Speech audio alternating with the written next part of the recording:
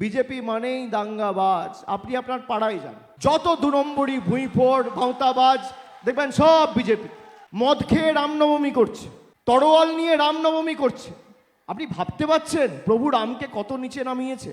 বিজেপির প্রার্থীরা এখন আমি দেখছি বাড়িতে বাড়িতে গিয়ে ছেলেদের দাড়ি কাটছে, চুল কাটছে। মায়েদের বলবো বাড়িতে এলে ঝাঁটা হাতে ঘরটা পরিষ্কার করাবেন, 1 মাস পরে এদের আর খুঁজে পাবেন না, চোখে দেখতে পাবেন না।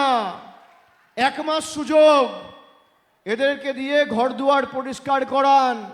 আর ভাইয়েরা যারা আছো, বাবা চুল দাড়ি এখন কেটে পয়সা নষ্ট করো না। বিজেপির নেতা কর্মীরা গেলে এখন চুল দাড়ি কাটাও। আর এখানকার বিজেপির নেতাকে মনিরুল ইসলাম, কি অবস্থা,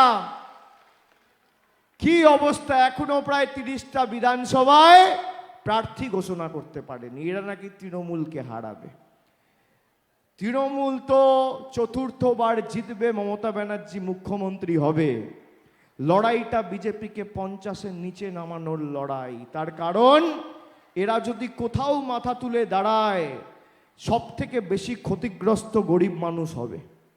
এরা বাড়ি ভাঙবে, দোকান ভাঙবে, বিভিন্ন জায়গায় রামনবমীর নামে দাঙ্গা লাগানো শুরু করে দিয়েছে। আচ্ছা, আমরা দুর্গাপুজো উৎসব পালন করি, 10 দিন ধরে বাংলায় দুর্গাপুজো হয়, কোথাও দাঙ্গার খবর পান? আমরা দীপাবলি ধুমধাম ভাবে পালন করি, কোথাও দাঙ্গার খবর পান? সরস্বতী পুজো, লক্ষ্মী পুজো, জগদ্ধাত্রী পুজো পালন হয়, দাঙ্গার খবর পান? পবিত্র ঈদ পালন করা হয়, দাঙ্গার খবর পান? বড়দিন, নতুন বছর, পয়লা বৈশাখ পালন করা হয়, গুরু নানক জয়ন্তী, মহাবীর জয়ন্তী পালন করা হয়, দাঙ্গার খবর পান?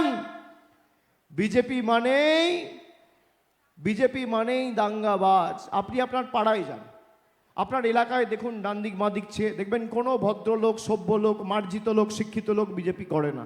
যত চোর, ছ্যাচোর, চিটিংবাজ, 2 নম্বরই মাতাল, যত 2 নম্বরই ভুঁইফোড় ভাঁওতাবাজ দেখবেন সব বিজেপি।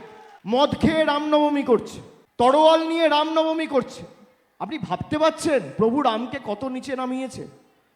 যেখানে রাম মন্দির হয়েছে সেই অযোধ্যা বিজেপিকে প্রত্যাখ্যান করেছে, সেই অযোধ্যায় বিজেপি হেরেছে, প্রভু রামের জন্মভূমি যেখানে। এরা ধর্ম নিয়ে রাজনীতি করে, তৃণমূল কর্ম নিয়ে রাজনীতি করে। আমাদের রাজনীতি অন্ন, বস্ত্র, বাসস্থান, শিক্ষা, স্বাস্থ্য, কর্মসংস্থান।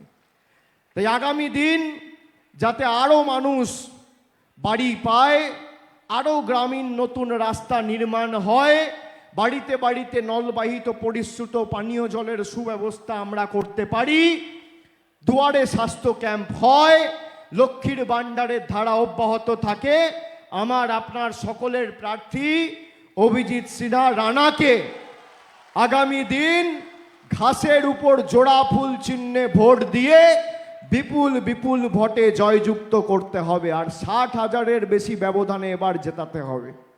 যে সংখ্যায় আপনারা এসছেন, আমি এত মায়েদের উপস্থিতি অন্য সভায়, সাধারণত বাড়ির কাজ ছেড়ে বেলা 2টোর সময় উপস্থিত থাকা সহজ নয়।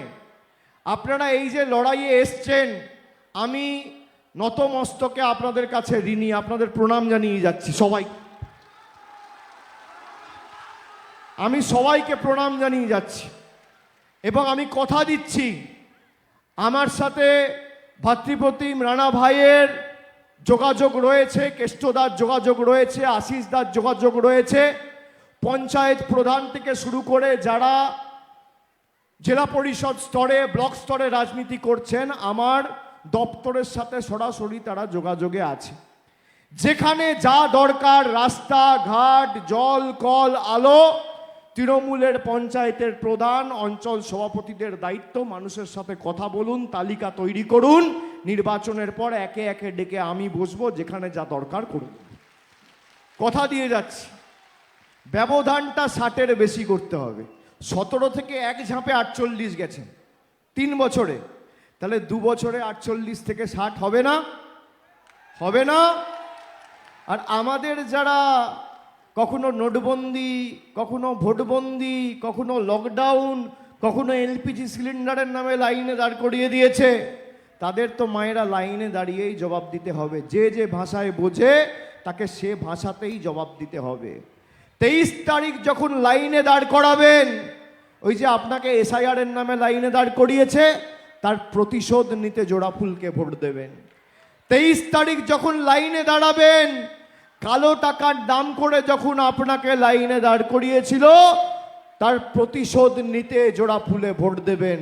আর 4 তারিখ যখন ভোট বাক্সটা খুলবে, পদ্ম ফুলের বহিরাগত জমিদার দিল্লির নেতারা যেন চোখে সর্ষে ফুল দেখে, এটা সুনিশ্চিত করবেন।